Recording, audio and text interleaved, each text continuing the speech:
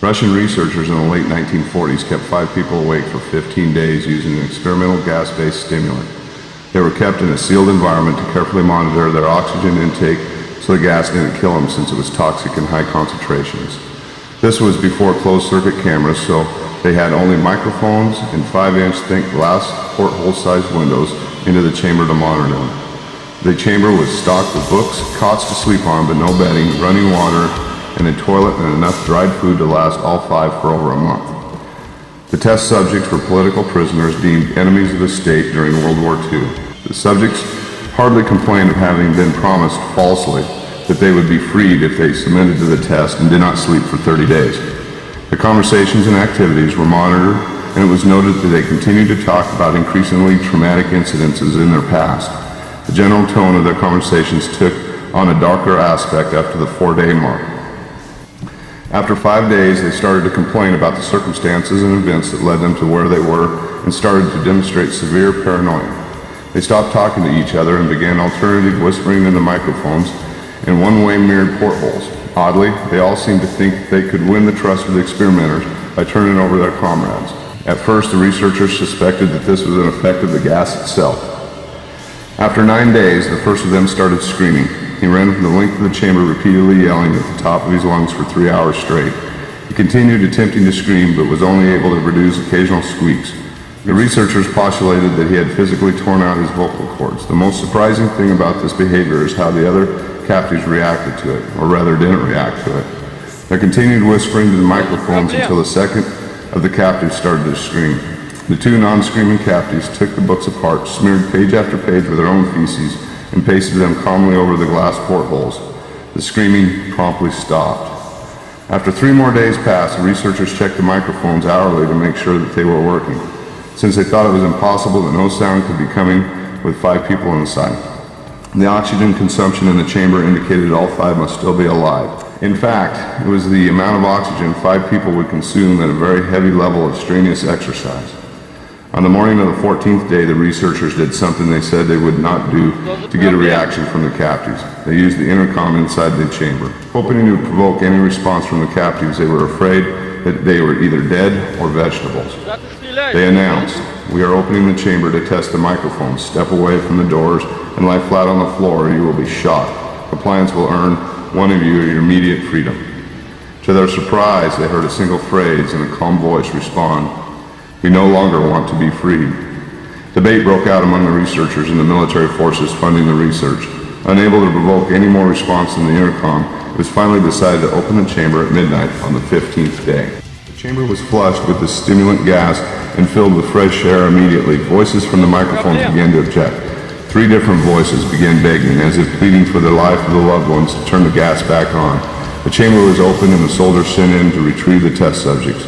They all began to scream louder than ever, so did the soldiers when they saw what was inside.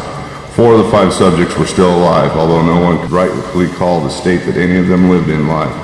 The food rations past day 5 had not been so much as touched. There were chunks of meat from the dead test subjects' thighs and chest stuffed into the drain in the center of the chamber, blocking the drain and allowing 4 inches of water to accumulate on the floor. Surviving test subjects also had large portions of muscle and skin torn away from their bodies.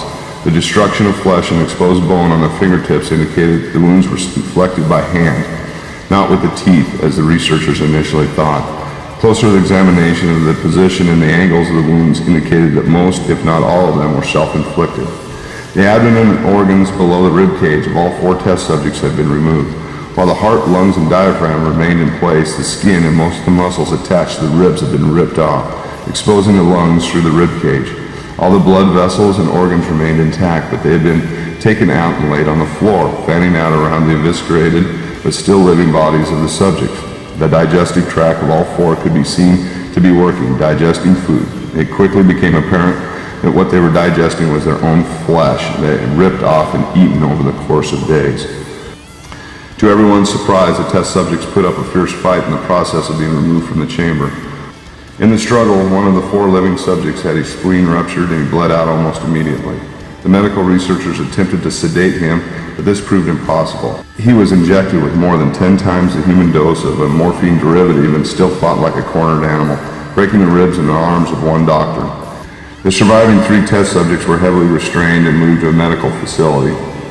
The 2 with the intact vocal cords continuously begging for the gas, demanding to be kept awake. The most injured of the 3 was taken to the only surgical operating room that the facility had. In the process of preparing the subject to have his organs placed back, he fought furiously against the restraints when the anesthetic gas was brought out to put him under. He managed to tear most of the way through a 4-inch wide leather strap on one wrist, even though the weight of the 200-pound soldier holding the wrist as well. It took only a little more anesthetic than normal to put him under, but the instant his eyelids fluttered and closed, his heart stopped. The autopsy of the test subject that died on the operating table was found that his blood had triple the normal levels of oxygen. His muscles that were still attached to his skeleton were badly torn and had broken 9 bones in a struggle not to be subdued. Most of them were from the force of his own muscles that exerted on them. The second survivor had been the first of the group of the 5 to start screaming, his vocal cords destroyed. He was unable to beg or object to surgery. He only reacted by shaking his head violently in disapproval when the anesthetic gas was brought near him. He shook his head yes when someone suggested reluctantly that they try the surgery without anesthesia. He did not react for an entire 6-hour procedures of replacing the abdominal organs and attempting to cover them with what remained of his skin. The surgeon presiding stated that repeatedly that it should be impossible for the patient to still be alive. One terrified nurse assisting the surgery stated that she had seen patient's mouth curl into a smile several times whenever her eyes met his. When the surgery ended, the subject looked at the surgeon and began to wheeze loudly, attempting to talk while struggling. Assuming that this must be something of drastic importance, the surgeon had a pen and pad fetched so the patient could write a message. The message was simple: keep cutting. Once paralyzed, the subjects could only follow the attending researchers with their eyes. The paralytic cleared from their systems as abnormally short period of time, and they were soon trying to escape their bonds. The moment they could speak, they were again asking for the stimulant gas. The researchers tried asking why they had injured themselves, why they had ripped out their own guts, and why they wanted to be given the gas again. Only one response was given: I must remain awake. All 3 subjects' restraints were reinforced and they were placed back in the chamber awaiting determination as to what should be done with them. The researchers, facing the wrath of their military benefactors for having failed the stated goals of their project, considered killing all the surviving subjects. The commanding officer, an ex-KGB, instead saw potential. He wanted to see what would happen if they were put back on the gas. The researchers strongly objected, but they were overruled. In preparation for being sealed in the chamber again, the subjects were connected to an EEG monitor and had their restraints padded for long-term confinement. To everyone's surprise, all 3 stopped struggling the moment it was let slip that they were going back into the gas. It was obvious at this point that all 3 were putting up a great struggle to stay awake.